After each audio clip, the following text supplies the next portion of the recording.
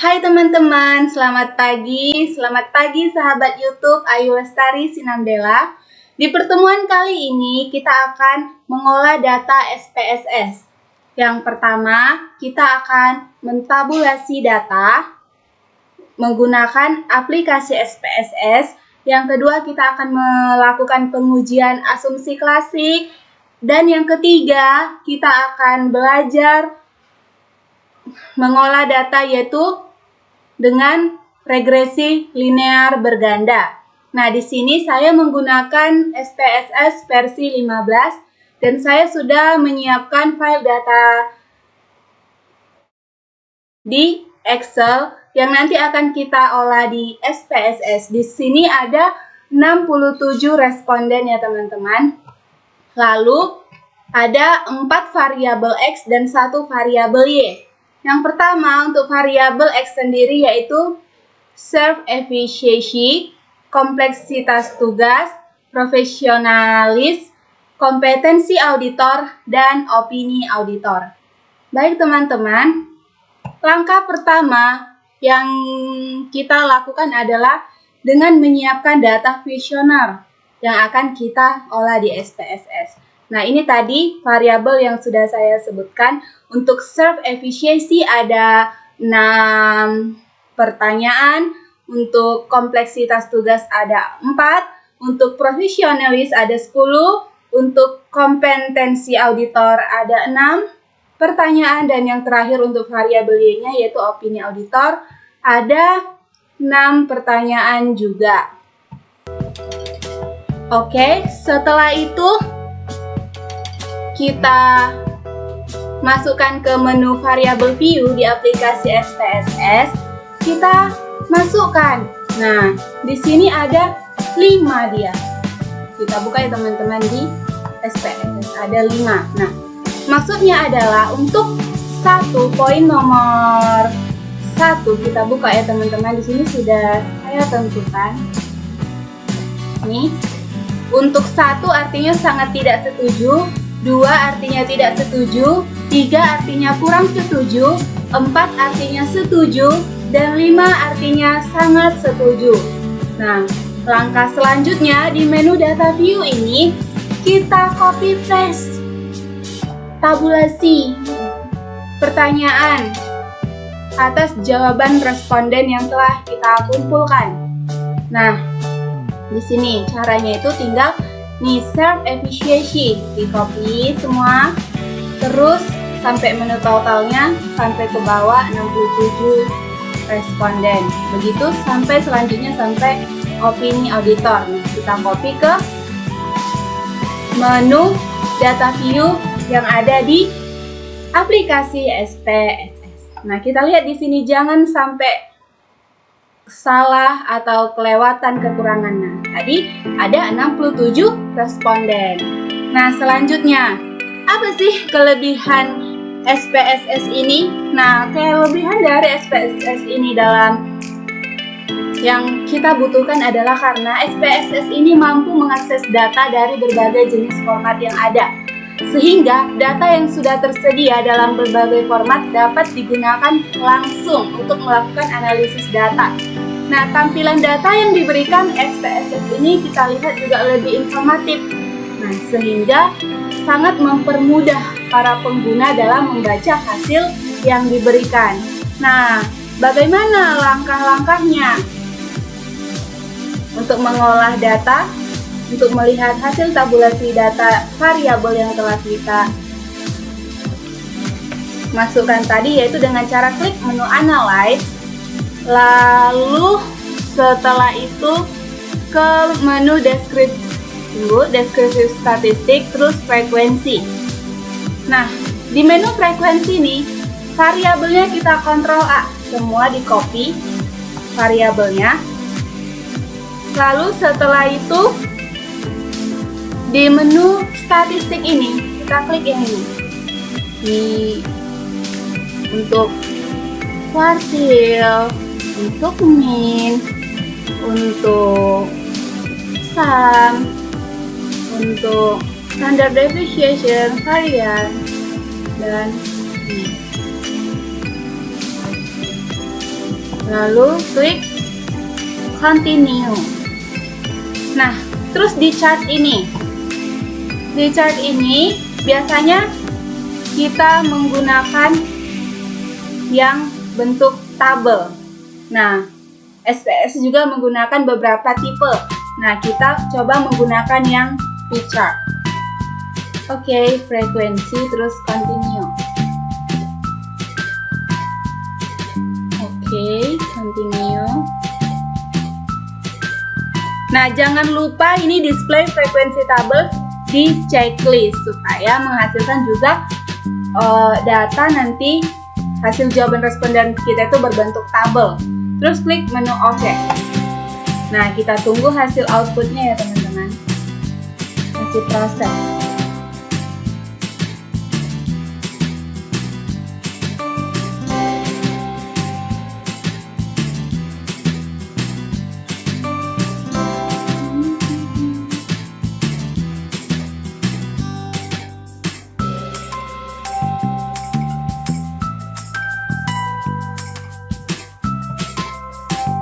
Nah, ini dia sudah keluar hasil outputnya.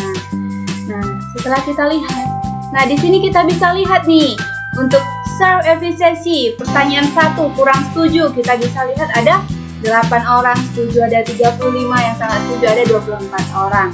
Nah, itu bisa kita lihat masing-masing berapa orang dari setiap variabel dengan menggunakan tabel ini. Itulah kemudahannya saat kita menggunakan aplikasi SPSS. Nah, di sini kita akan membahas tadi kita ada menampilkan dari gambar P-chart-nya. Itu juga sangat mempermudah ya teman-teman. Nah, caranya, nah di sini kan belum kelihatan persennya. Caranya klik 2 kali. Nah, oke. Terus elements, show data label. Nah, personnya ini naikkan ke atas biar nampak dia personnya. Terus apply, terus close. Oke. Kelihatannya teman-teman di sini berapa persen dan berapa jumlah responden yang menjawab kurang setuju, setuju, dan sangat setuju. Oke, begitulah untuk tabulasi data menggunakan aplikasi SPSS. Nah, ini sangat mempermudah buat kita dalam mengetahui berapa responden yang menjawab kriteria seperti yang kita berikan tadi, yang menjawab setuju, kurang setuju, sangat setuju, tidak setuju, dan yang menjawab setuju. Di sini bisa kita lihat.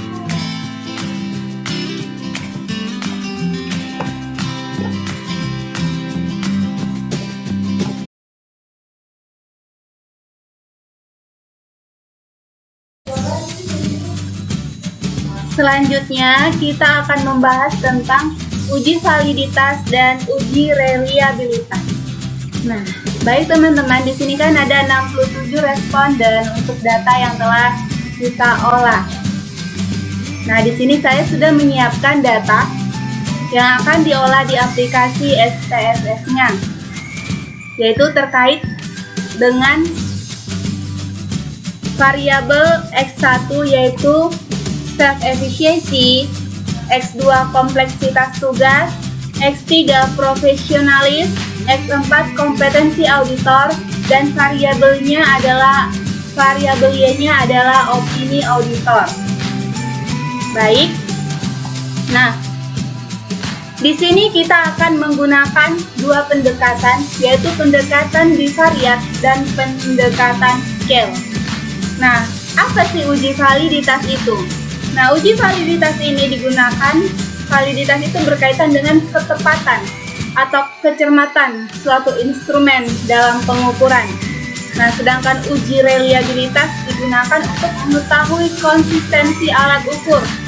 Apakah variabel yang kita gunakan, alat ukur yang kita gunakan itu dapat diandalkan, dapat tetap konsisten jika pengukuran tersebut dilakukan secara berulang-ulang. Nah, langsung saja teman-teman, caranya adalah untuk pertama uji validitas, yaitu menggunakan menggunakan pendekatan bivariat, yaitu klik menu analyze, terus lanjut ke correlate, terus bivariat. Nah, ini semua di Ctrl A, terus pastekan. Nah, jangan lupa persennya diklik. Setelah itu oke, kita tunggu hasil outputnya. Nah, di teknik bivariat ini kita langsung ke totalnya ya, kita lihat ya.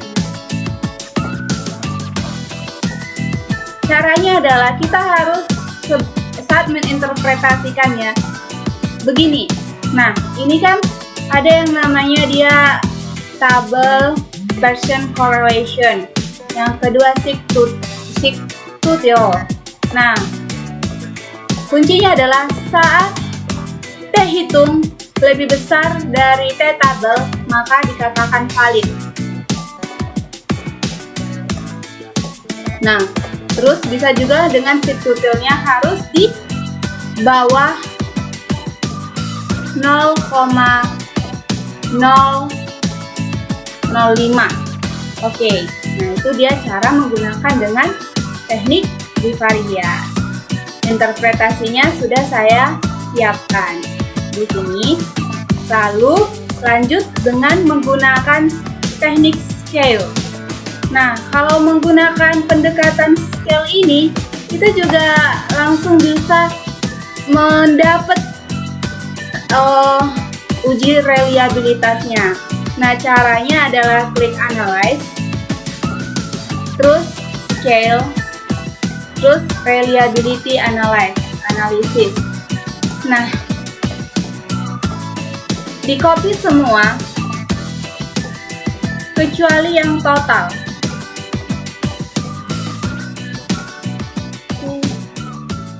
Di sini lagi untuk X2-nya.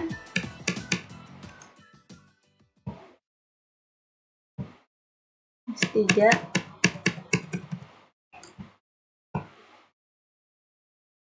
Ini lagi.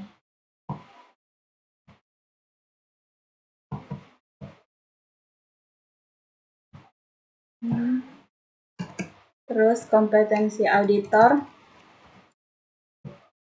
Yang terakhir opini auditor. Oke.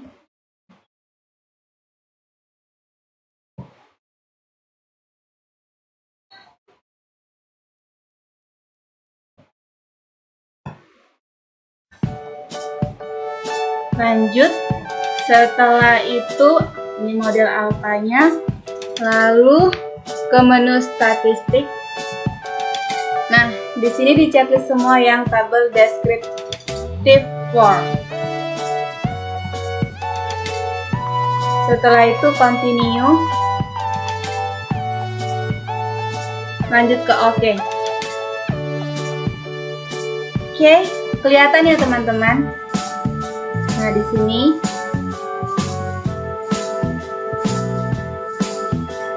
ini dia item total statistik.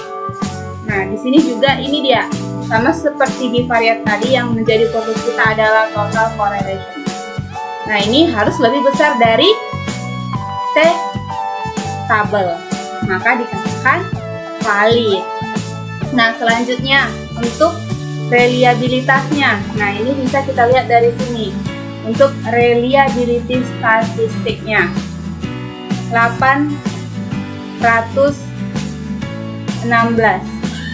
Nah, berarti lebih besar dari 0,6. Maka dikatakan data kita adalah reliable.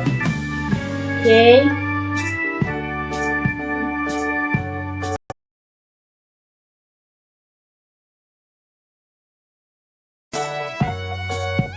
Selanjutnya kita akan membahas tentang pengujian asumsi klasik. Nah, tujuan dari pengujian asumsi klasik ini adalah untuk memberikan kepastian bahwa persamaan regresi yang didapatkan memiliki ketepatan dalam estimasi, tidak bias dan konsisten. Nah, dalam pengujian asumsi klasik ini kita akan melakukan yang namanya uji multikolinearitas, uji normalitas, dan uji heterokedastisitas. Nah, langkah-langkahnya yang kita lakukan adalah di sini sudah disiapkan untuk variabelnya sendiri, self efficiency sebagai X1, kompleksitas tugas sebagai X2, profesionalis sebagai X3, kompetensi auditor sebagai X4, dan opini auditor sebagai variabel Y. Di sini untuk tabulasi dari jawaban respon. Nah, langkah-langkahnya adalah klik analyze, menu analyze, lalu pilih regression, lalu linear. Nah, masukkan variabel dependennya, yaitu variabel Y, opini auditor ke menu ini, lalu variabel X-nya ke independennya.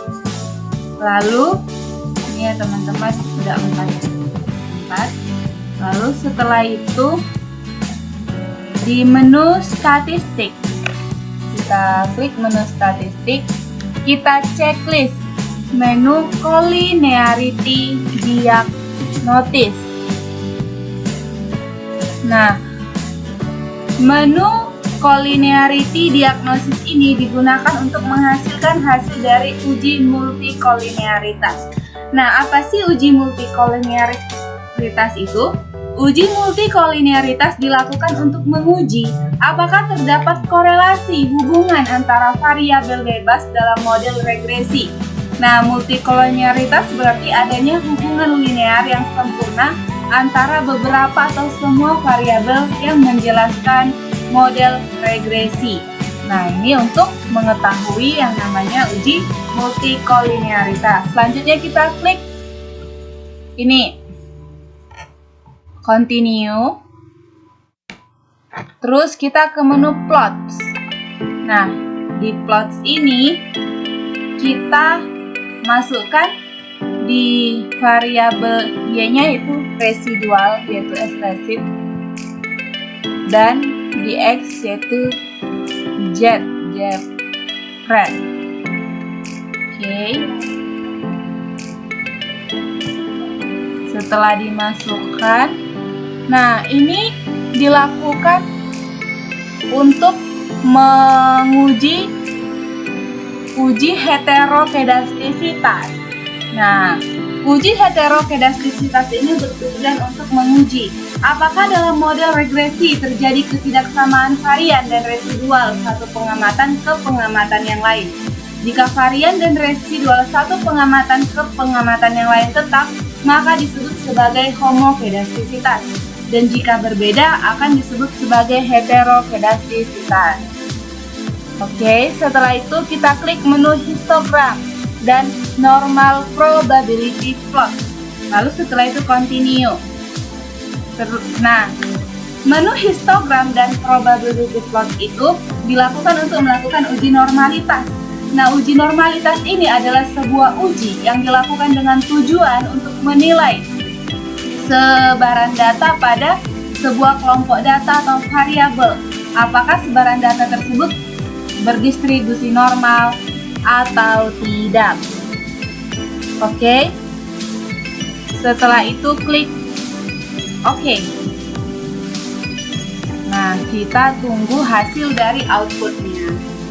Nah, ini dia ya teman-teman, hasil dari output pengujian asumsi klasik kita menggunakan uji multikolinearitas, heterokedastisitas, dan normalitas. Nah, di sini kita bisa lihat untuk uji normalitas sendiri. Nah, histogram.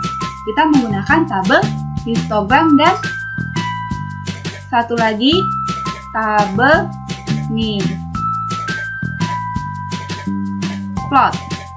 Nah, itu diambil dari SPSS. Oke.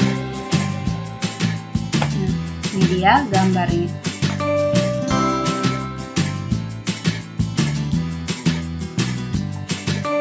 Nah, ini dia ya. Ini untuk menguji normalitas. Oke. Nah, dari sini, dari hasil output ini kita bisa dapat yang namanya uji normalitas, heterokedastisitas, dan multikolinearitas. Oke, begitulah langkah-langkah untuk uji asumsi klasik. Nah, di bagian untuk uji normalitas, heterokedastisitas, dan multikolinearitas.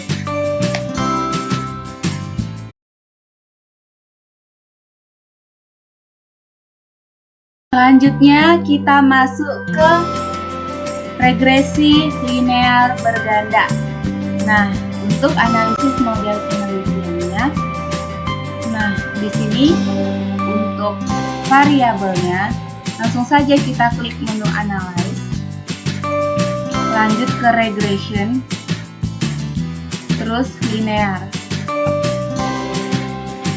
lalu di dependent isi variabelnya yaitu opini auditor, dan di variabel X isi di independent isi variabel X-nya. Setelah itu masuk ke menu statistik. Nah, collinearity diagnosis di checklist untuk mengetahui apakah data kita terjadi multicol atau tidak. Lalu klik continue. Setelah itu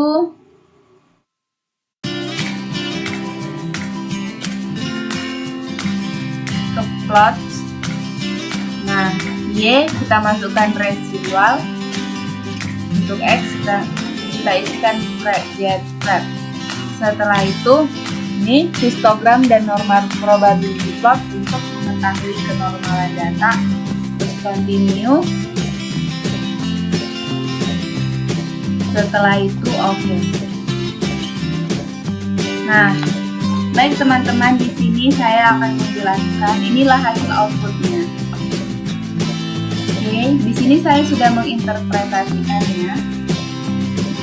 Di sini kita mengetahui dari analisis model penelitian dari tabel koefisien A.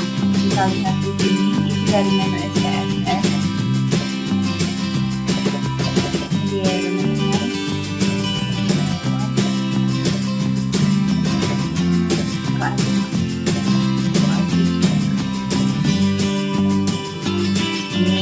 Dikopikan, lalu setelah itu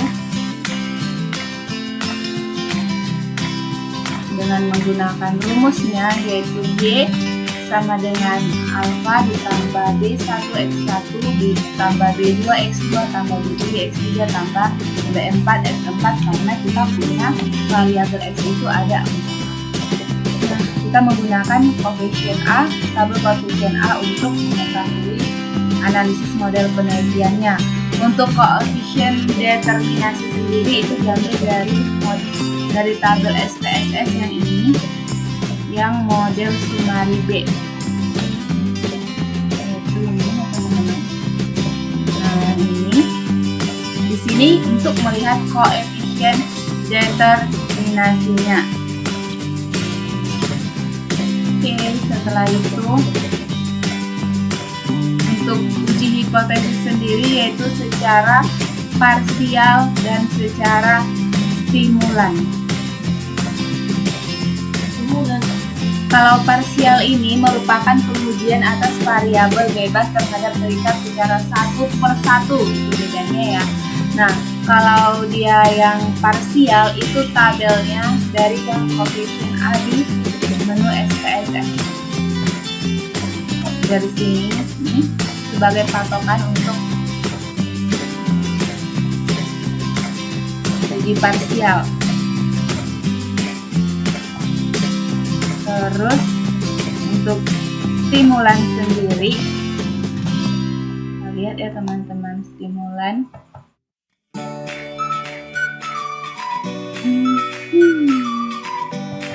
Nah, stimulan ini dia pengertiannya. Itu dilakukan secara serempak. Nah, itu menggunakan tabel anomali ini yang ada di SPSS. Oke, begitu ya teman-teman. Langkah-langkah atau tutorial dalam melakukan yang pertama sekali kita sudah bahas yang namanya bagaimana mengolah data di SPSS. Kita lakukan dan kita lihat hasil tabulasi datanya, kita mengetahui berapa orang yang responden yang menjawab setuju, tidak setuju, sangat setuju, ragu-ragu, dan sangat tidak setuju. Terus kita sudah juga belajar tentang yang namanya pengujian asumsi krasi. Kita sudah belajar tentang uji multikolinearitas, heterokedastisitas, dan normalitas. Kita juga sudah belajar tentang apa lagi tadi ya? Uji validitas dan reliabilitas, dan terakhir kita sudah belajar tentang tutorial regresi linear berganda, yaitu analisis model penelitian menggunakan SPSS ini. Dan kita juga sudah belajar bagaimana pengujian hipotesisnya, yaitu secara parsial, stimulan, dan kita sudah belajar koefisien determinasinya. Semoga teman-teman dapat memahami tutorial yang saya berikan dan kita belajar bersama-sama. Kalau ada pertanyaan, silahkan ditanyakan di kolom komentar. Terima kasih. Saranghaeyo.